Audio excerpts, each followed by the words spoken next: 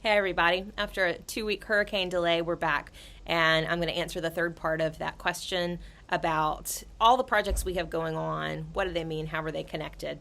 I'm putting this in the e-messenger for today, so you'll see question 1, which was a big multi-part question, and that has 3 videos, this being the third one. I also added a sermon that I preached back in March called After the Blip.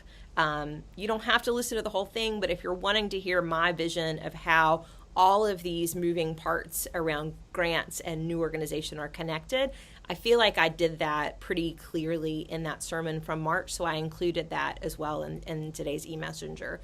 There are a few more questions in queue, and I'll get to those later this week. I'll post them on Facebook and Twitter, and then they'll again be in the weekend mini messenger that's part of the worship email that comes out on Saturdays. So, part 3 to question 1 is, I hate to say it, but I also have no idea what the Faith in Action Center is, how it's related to our congregation, and how it's funded.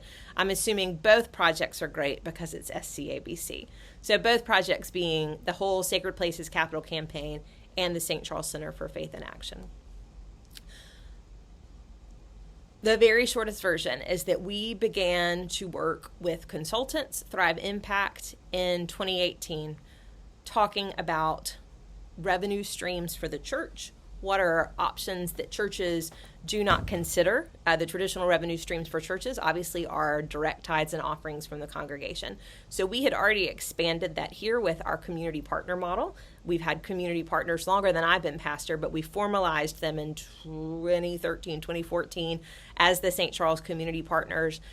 They are not a separate 501c3, but we have a logo and some language, and they get their own separate email mailing list, and they have a covenant they sign that's similar to a lease, but it's different because it's really agreeing that we're missionally aligned. Okay, so we already had a couple of different revenue streams there, adding some grant funding, moves towards that.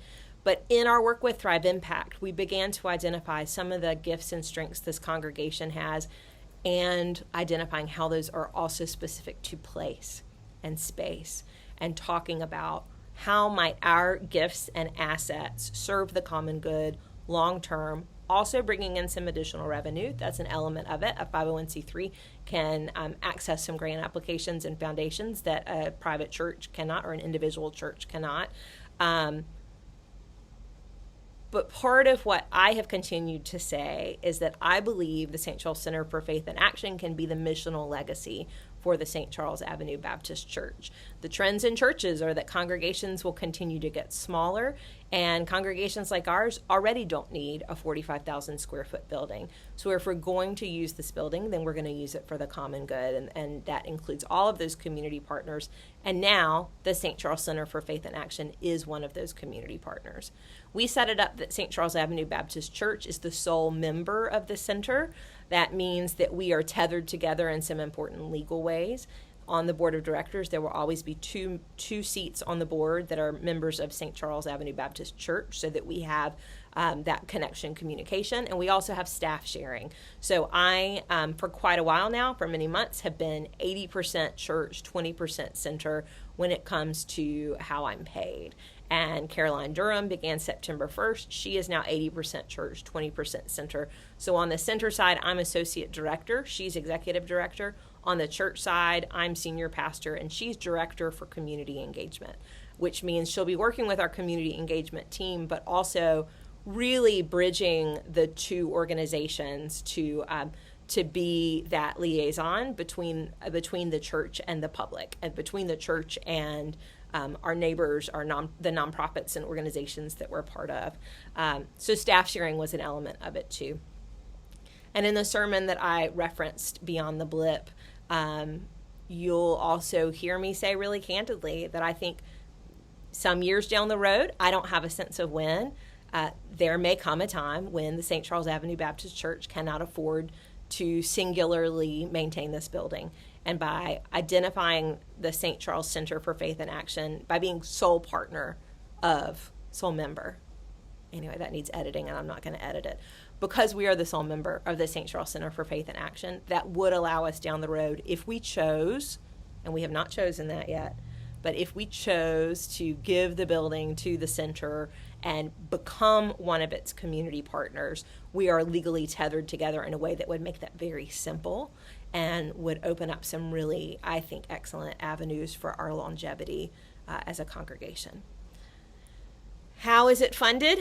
We had a number of founders. There was a founder circle that began in 2019, which is when the first board was formed and when we received our EIN.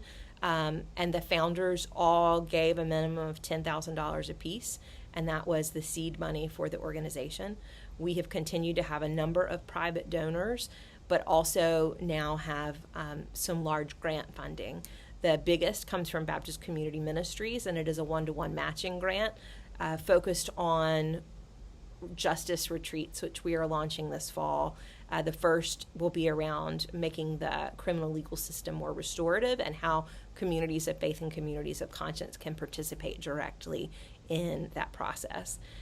So that 1-to-1 match means we also have some funding from different foundations and organizations where we've applied for grants.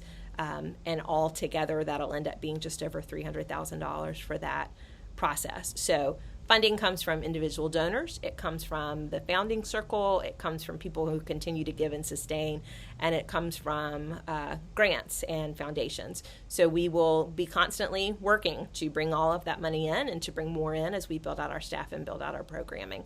I hope that answers some of what the Center for Faith in Action is. You can visit that website at stcharlesav.center. Our website at the church is stcharlesav.church, so hopefully you hear that connection. And I believe you can also get straight to the center's website from the church's website.